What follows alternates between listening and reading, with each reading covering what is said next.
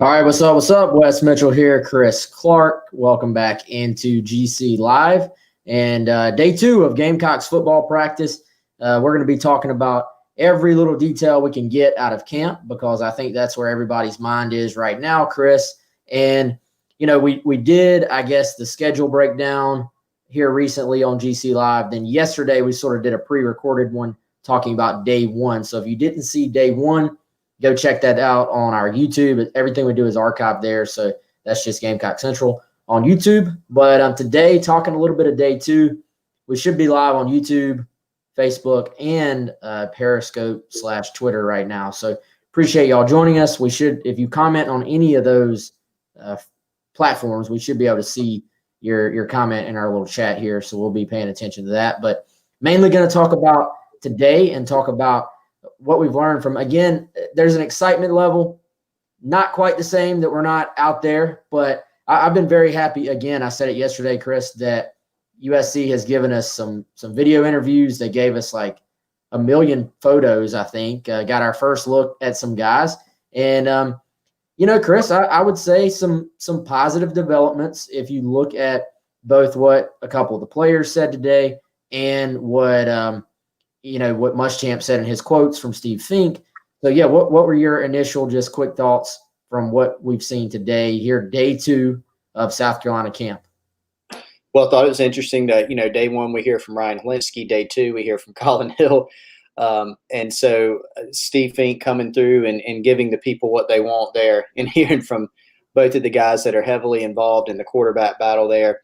It is an open competition. And I was interested to hear, one thing we've talked about often is just hearing what players have to say about other players, not just their own games, but standouts. And so Colin Hill mentioned Jalen Brooks, the transfer from Wingate today, saying that he had a good day one out there and made some plays. Gamecock football put out a little animation based on some photos spliced together of Jalen Brooks making a play downfield today. So a little bit of buzz about him. And, I think that was something that stood out that Will Muschamp said, and that and just talking about some of the explosive plays the receivers made, he's made no mistake about the fact that South Carolina has to get better in that area, that they've got to find some offensive playmakers. And so he seemed pleased with that.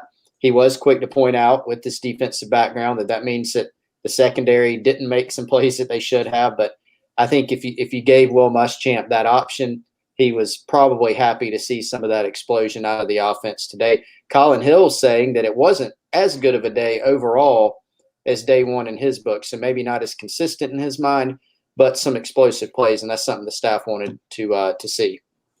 Yeah, absolutely. So we'll start with the positive, like you said, Jalen Brooks. That's 2 days in a row. Rico Powers, day one, got some love from Helinski. Then Jalen Brooks, some love today from Colin Hill. And, but there's some other guys that got mentioned. Obviously, both guys, I think, mentioned Shi Smith, but we're more focused on, I would say, the unknowns, the guys that are stepping up. I think for the most part, Shi Smith, we know he's going to be counted on to be the number one this year. Even though he's never played a snap, we know Marshawn Lloyd has gathered the attention of everybody within that program since the day he arrived. So no real surprise that Colin Hill or Ryan Helinski both would mention Marshawn Lloyd. But when you're talking about guys who are sort of in that category of an unknown, it's noteworthy, even though we're talking about a couple of days in shells, basically, no pads yet, it's still worth mentioning. So with that said, we're going to go real quick. We did this yesterday as well when hearing from Helinski. My favorite question for the guys is always, who's standing out to you? Because, Chris, as we know, the players know. They know who's making plays. They know who's not making plays. So here's a real quick clip, courtesy of USC, courtesy of South Carolina Athletics. This is Colin Hill, who spoke to the media spoke kind of to the media for the first time since he arrived at South Carolina, and he was asked, who has stood out to you through the first couple of days? A couple of guys. I mean, I think Shav had some big plays today. Jalen Brooks had a great day today. His first day out here, he made a lot of plays. Tight ends have been looking really good.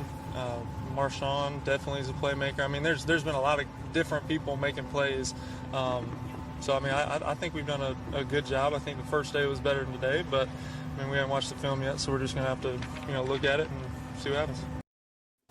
So, yeah, Chris, back-to-back receivers that aren't named Shi Smith, that aren't named Xavier Legette, that has to be considered a good sign. And like you said, Will Muschamp, he's a defensive-oriented coach. We all know that. He's been that.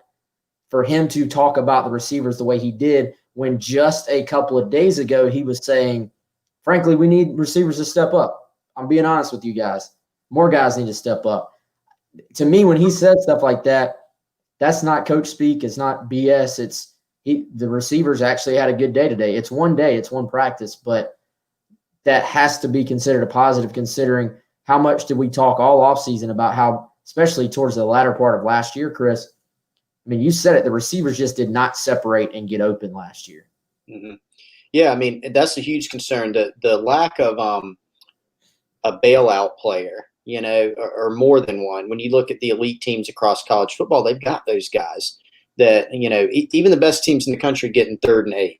You need a guy that can go make a play for you in one-on-one. It's shaking free in coverage and catching a slant and going and moving past the chains, making a guy miss. It's catching a deep ball. It's catching a jump ball, 50-50 situation. South Carolina's had some of those guys. Deebo Samuel could be a bailout guy for you. He was an explosive player. Brian Edwards was that type of guy. Not as much of a threat to have one of those this year. Shi Smith could be one. Xavier Legette has that potential. But again, we're talking about a lot of guys that for South Carolina, they're just hoping they step forward. And so it was pretty evident that Muschamp, he was honest about the situation the other day. I think being honest today that, they were happy with some of the one-on-one plays that they made in practice. And that's what you got to have. Like you said, one day that doesn't mean they've turned the corner in that regard. It's a long camp. It's one day. They've got to do it with more consistency and then carry that over to game situations. But it's a huge aspect to this offense this year and a key for them to have some guys that can separate at the receiver core. Yeah, so we'll see if they can continue that. Obviously, we're going to hit some of y'all's questions here as well. We got a couple coming in on Facebook, one coming in on YouTube right now. And definitely, if you're on any of those platforms, please, if you're on Facebook, hit the like button. Make sure you're following us on there. YouTube, subscribe to our YouTube as well. We've had our numbers continue to go up on there, which we're excited about.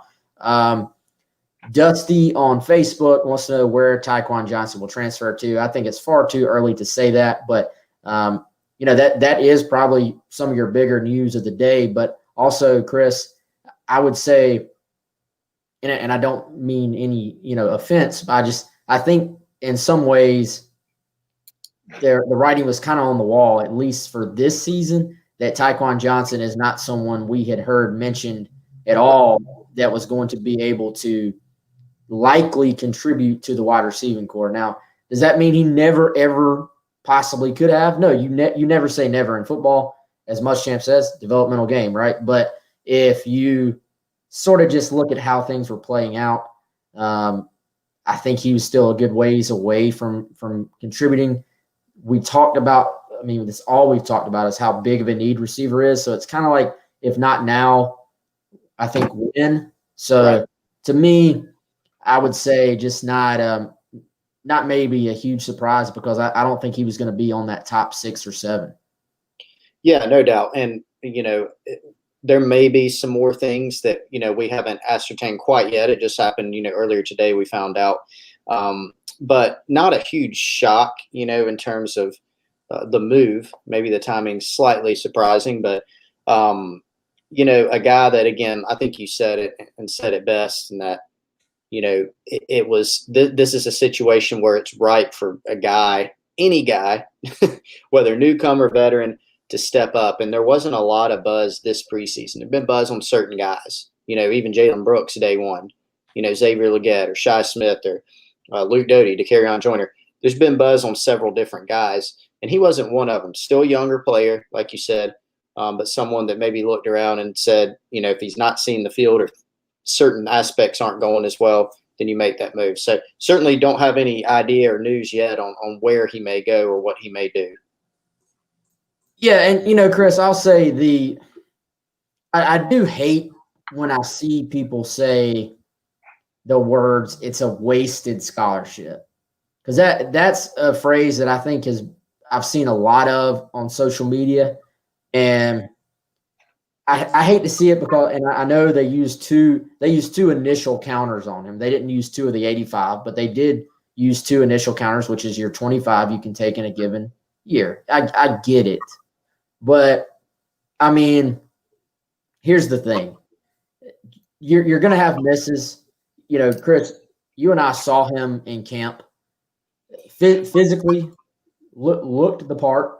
Like off the hoof, 100% looked the part. He ran very well at camp. He was in an offense that was very, I would say, basic in high school as far as what it asked the receivers to do, right? Fair enough to say. Sometimes it doesn't work out. Like that doesn't mean it was a waste. And I get what people are saying, but I don't know, something about just that terminology talking about a kid kind of annoys me a little bit, to be honest. It's not a wasted scholarship. Like he's a human being. He's a kid. He came in. It didn't work out. Maybe he's not good enough, but that doesn't mean it's waste. Like I don't know. Something about that phrasing just kind of bothers me. And I think probably what people think of is, South Carolina could have taken another guy in one or both of those classes. Or just cut him loose. But if you like a guy and you believe in him and you have to use another slot because of his academic situation, I mean, you can make a good argument. Well, if he eventually made it in, right? So I mean, if you cut him loose and he had a chance to make it, then like that may be a bad look too. And then you're wasting a kid's opportunity. And so I understand. But look, when you sign 25 guys, 23, 25 a year, not all of them are going to pan out. Man, I don't know if anybody's ever had – no, I'll go ahead. Nobody's ever had a class. Yeah, 25 to 25. Yeah, I mean, nobody has ever had a class of 25 players in which every single one of them has panned out and been a star on the field, all that kind of stuff. I mean, stuff happens. And so that doesn't mean, it was a great move to bring him in. It didn't work out, like you said. But I'm with you. I mean, when a guy has a chance, when you like a guy, when you want to add him to your program, it's not like they had to spend 10 scholarships on him. You count him towards 85 once. He took up a spot in each class. Which was just one more than he would have taken up normally. So I understand, and it's unfortunate that it didn't work out. I mean, they certainly need receiver help. There were some things to like about the kid in high school, but it didn't, and so that's where it's at. Yep, that's where it is, and we'll see, man. All right, Curtis on Facebook wants to know, is South Carolina going to be able to compete for the East this year?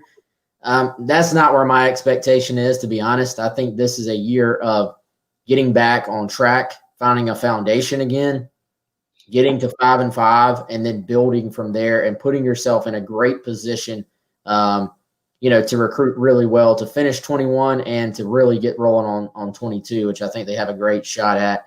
Let's go to YouTube here with Trad. Do you think that Lloyd will be the starting running back? Chris, we've talked about that exact question a lot, and I think we're both. I mean, are we still both in agreement that that's probably what happens, right? I'd be surprised otherwise, man, to be honest. I mean, the kid's had so much buzz since he got on campus. I think it was a situation and I don't want to put. I've said this numerous times. I'm not putting that type of expectation on him immediately, but when Marcus Lattimore got on campus in 2010, there were some older guys that had been there before him, but it didn't take long for us to start hearing, hey, this guy Lattimore, he's the best guy by far.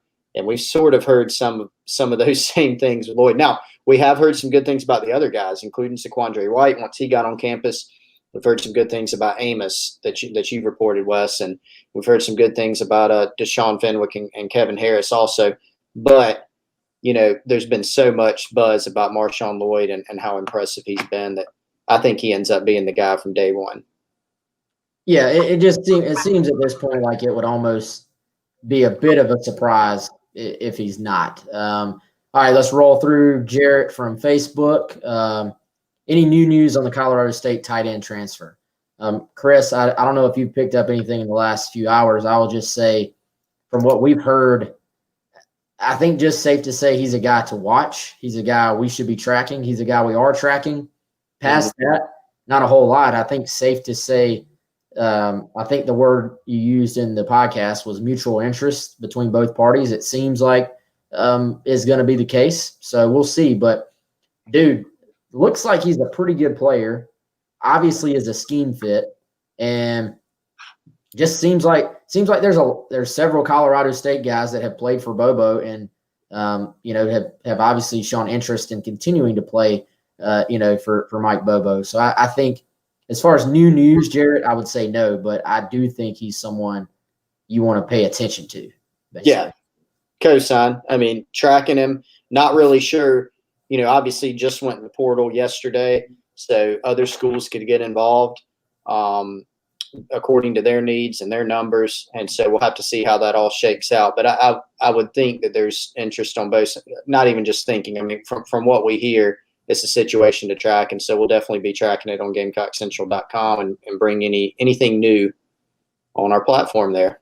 Yeah, speaking of GamecockCentral.com, we want all of you to check us out over there. We've got a 60-day free trial going on right now. If you are not a subscriber already, just use the code GC60. And again, when you're on these, we're going to put as much information as we possibly can here on our YouTube, our Facebook, our Twitter. And all we ask in return is if you like what you're hearing and you want to support us, head on over to Gamecock Central. And you can use the 60-day free trial, Chris, with the monthly as well. So you don't have to actually, sign up for an entire year. You can do 60 days free, and then you're paying $10 a month for hopefully what we hope is the most accurate Gamecock news you can find on the web. That's our drive to get to that point anyway. So check us out on GamecockCentral.com.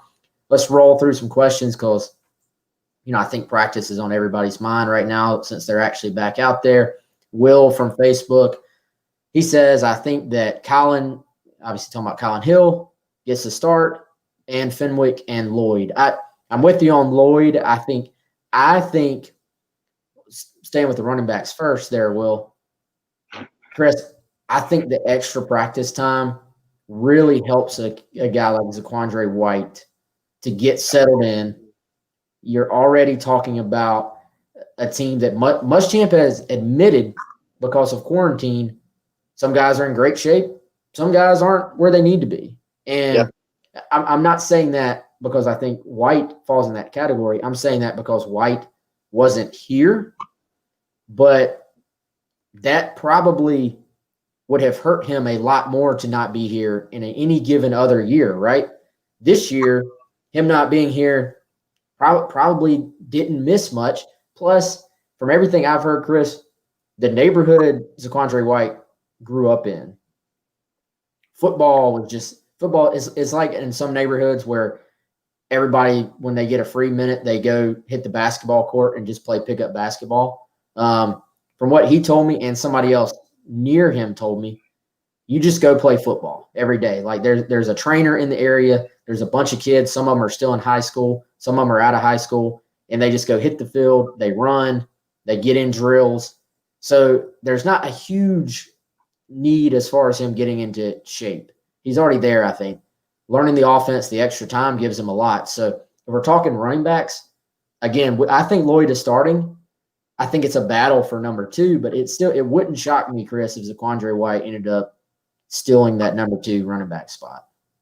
Yeah, not at all. I mean, he's a guy that the staff athletically really likes. And so the biggest questions, like you said, I don't think they're really question his talent as much. And Wes, you spent a lot of time cutting up JUCO film. And one thing that we discovered based on that is this kid isn't just a speed guy. That was the book on him out of high school and even in junior college. And he does have speed and could maybe contribute on kick return too, intriguingly. But he's a tougher runner too, than he gets credit for. In terms of between the tackles, he's a bigger guy. I think he got a lot bigger from his high school days. He was, a thicker guy than you would anticipate. And so the biggest questions for him are just mentally, how does he pick things up, and then what kind of shape's he in? We even saw Tavian Feaster last year, who was a guy who played multiple years of college football at Clemson, arrived late. He'd been focusing on academics. He had a little bit of a time period where he had to get reacclimated, and he did that quickly and played quite well.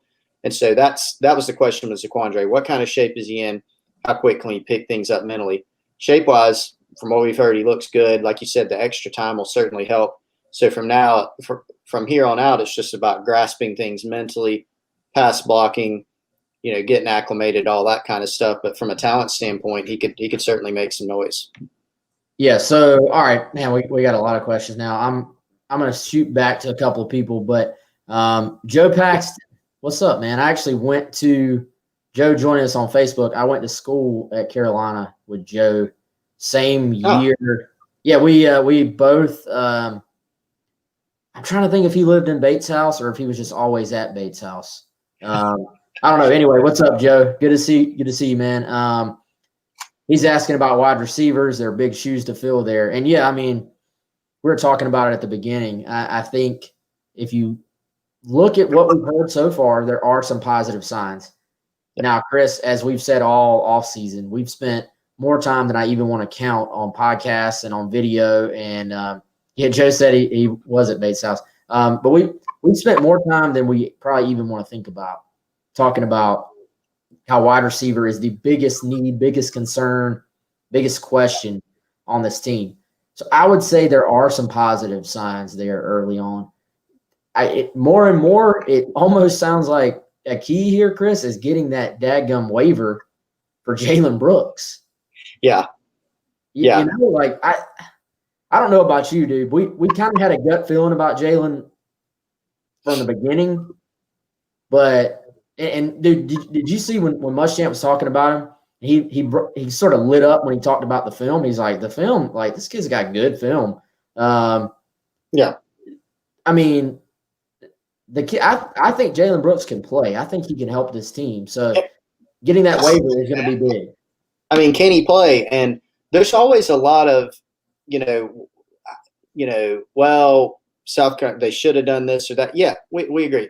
They should have more receiver help on the roster right now. Okay. But the situation is what it is. And so you can sort of spend a lot of time relitigating the past to figure out what can you do to get better. And so one thing, you got to develop the guys you have. You got to evaluate. You got to coach. You got to scheme some things up. You got to run the ball back. I mean, there's all these different things. But another thing is, how can you get better?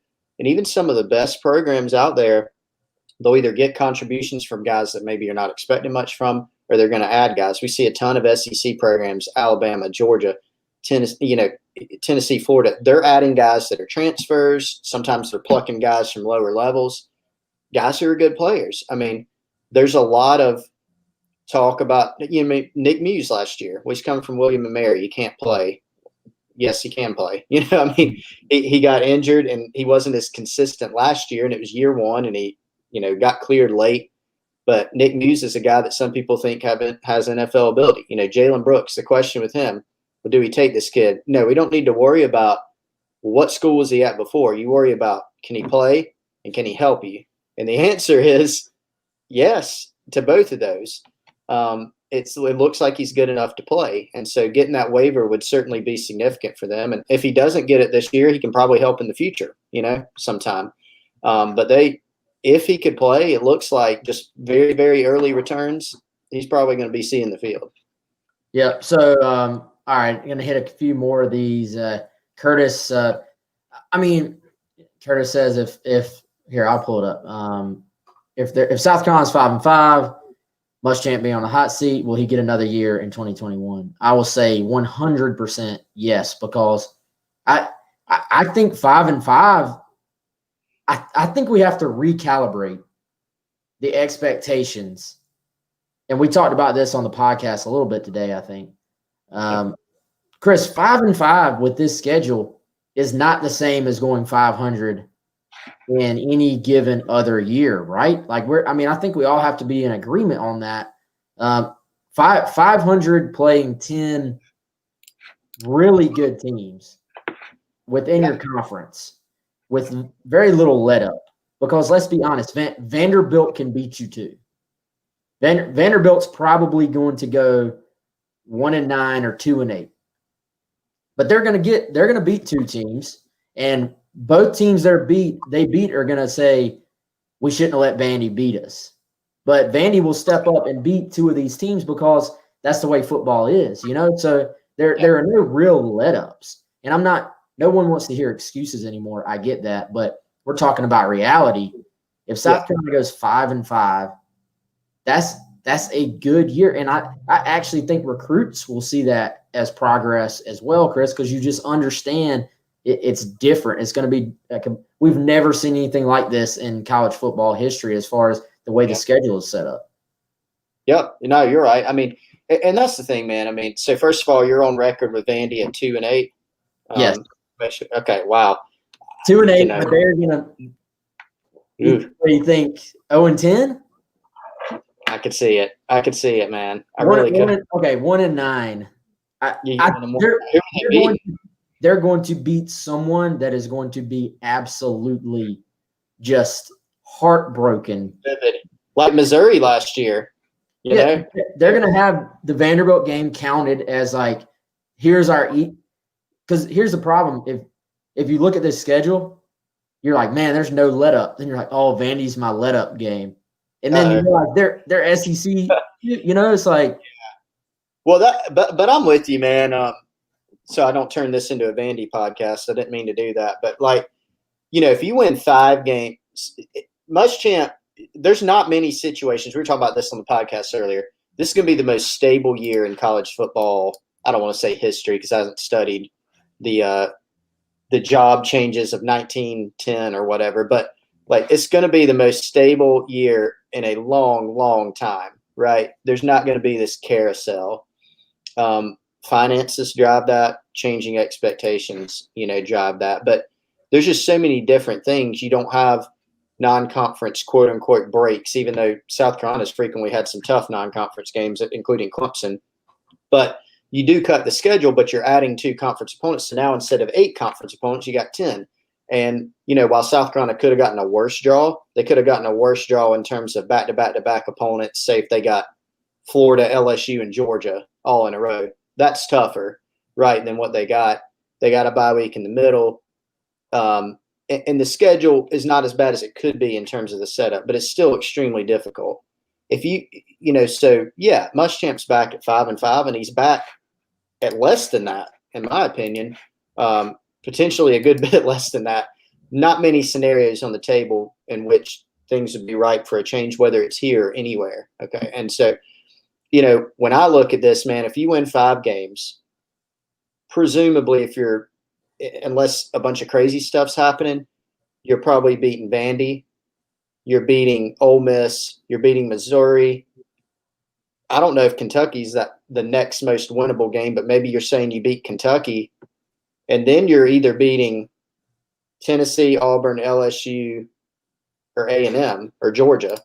And so, any of those individual wins, people would be happy about, right? Now, if you can beat more than one of them. But that's the thing. To get to over 5, you're beating the teams I talked about, and then more than one of Georgia, Florida, LSU, A&M. So it gets tougher when you start looking at, okay, where are the definite wins? You don't see many. Where are the swing games? There's a bunch of those. And where are the games you probably won't be favored in? There's a bunch of those.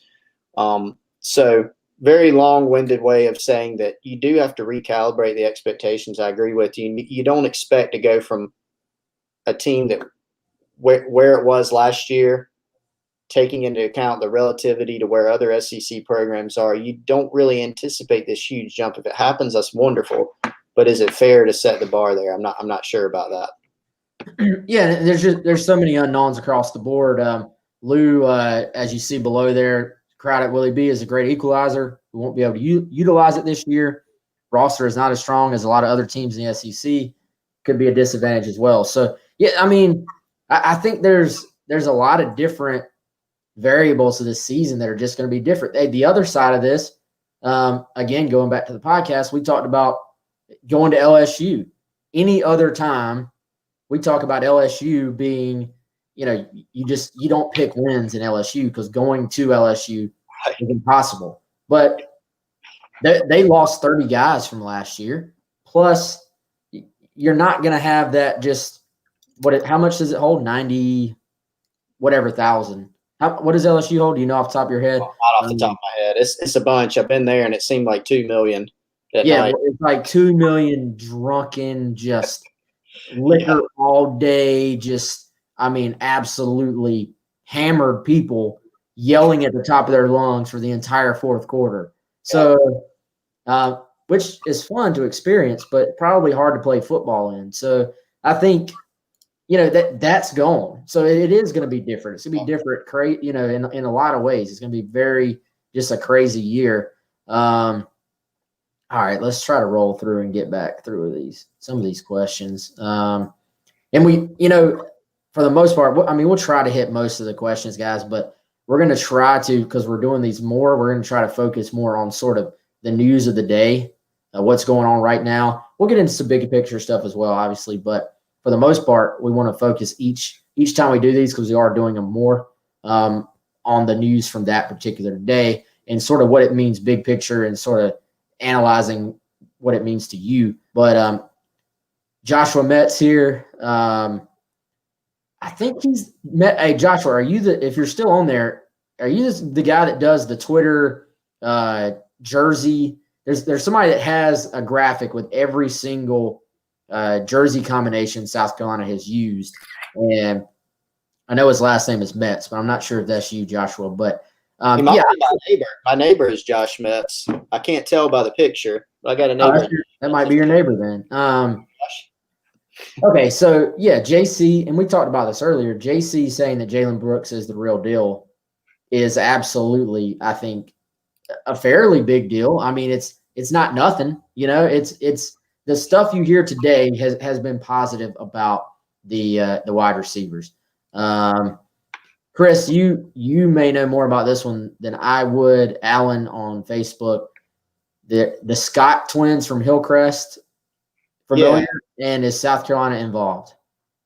So Aces and Aries Scott, the twins from the upstate in the 21 class, don't anticipate an offer there. South Carolina is some guys they've kept in touch with. They've had them on campus before, but I wouldn't anticipate an offer at this time. Gotcha. And that is your neighbor. There we go. What's up, Josh? See you soon. Yeah, what's up, Josh? Still waiting on my beef jerky, Josh. You need to make some. Josh, hey, go knock on Chris's door right now. All right, Jarrett wants to know anything new with the safeties. I would say, Chris, not a whole lot that I've heard. I don't know if you've heard anything lately on safeties.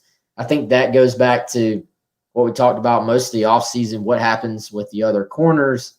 Does that allow for Izzy to move to to safety?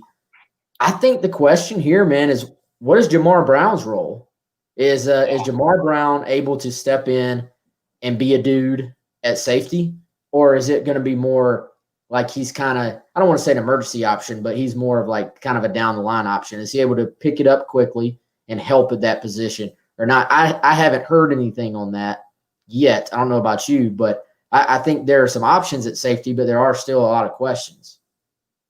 Yeah, no doubt. I mean, that's a huge question mark for me and just shoring that up.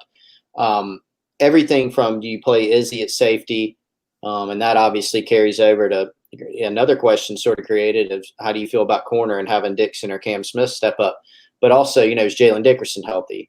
Can you get something from Shiloh Sanders? Can R.J. Roderick be more consistent? Jamie Robinson's expected to take a step forward. So, does a freshman play some there? So I think there's a lot of different questions there. And I think that's one of those prove it positions, there's some questions about it. There's probably a couple guys that you feel, Jamie Robinson, you probably feel pretty darn good about. Other ones you may feel okay about. You've always got Jalen Dickerson, his sort of injury history in the back of your mind. So it's something they definitely have to shore up. And I think it's just going to take preseason camp, and then we'll probably have a pretty good idea fairly early in the season of how that's going. But definitely a question. Shiloh's, in the mix there. I don't know that I'd project him as a starter, caliber right this minute, because there's some guys that are ahead of him in terms of experience, right now that have played. But certainly he's got an opportunity, I think, to go play some special teams or maybe make some noise at safety. Yeah, so we'll see. I think that's one of those things we have to sort of keep, what would you say, monitoring and checking out, and something we're going to follow along the way. So, all right, we're the one we did yesterday that we pre-recorded was about 20 minutes, so I don't want to go too much longer on this. We're going to do these even more. I don't want to say daily yet, but we're going to do these a lot.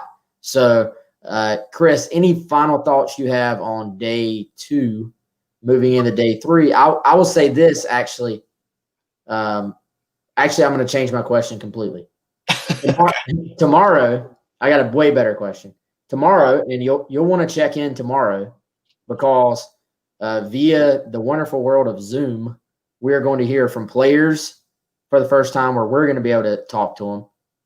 Plus T-Rob, Tavares Robinson, defensive coordinator, and Mike Bobo, offense coordinator, quarterbacks coach. So there's no practice tomorrow. It's like a lift, stretch, meetings type day.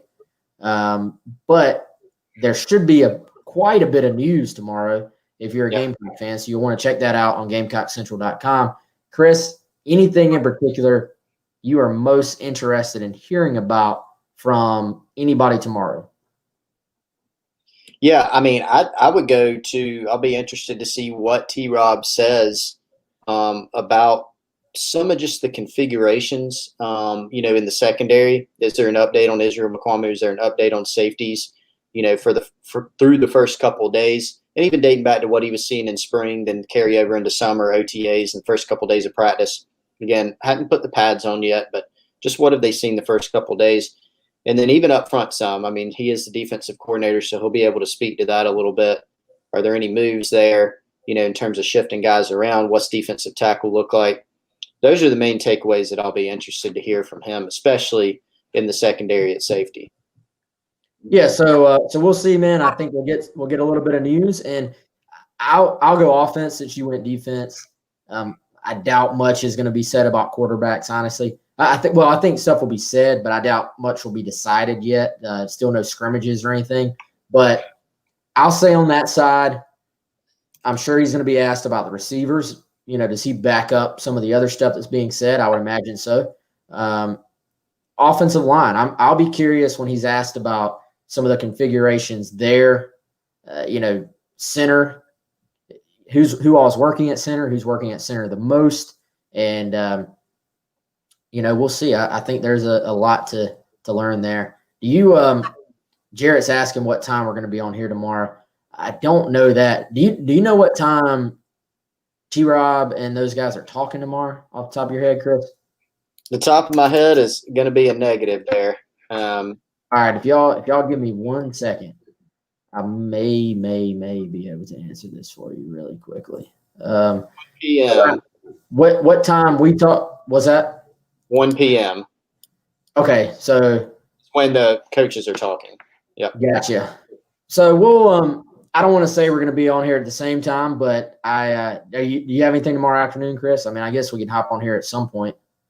Yeah, let's do it sometime tomorrow afternoon. And yeah, we'll hop on sometime after the coaches and whatever they've had to say. We will sort of sort through it and tell you what parts we think matters and what part we think is coach speak, and we'll go from there. So 60-day free trial, GC60 on GamecockCentral.com. If you're on YouTube, hit the subscribe button. For Chris, I'm Wes, and we'll see you all next time. See y'all.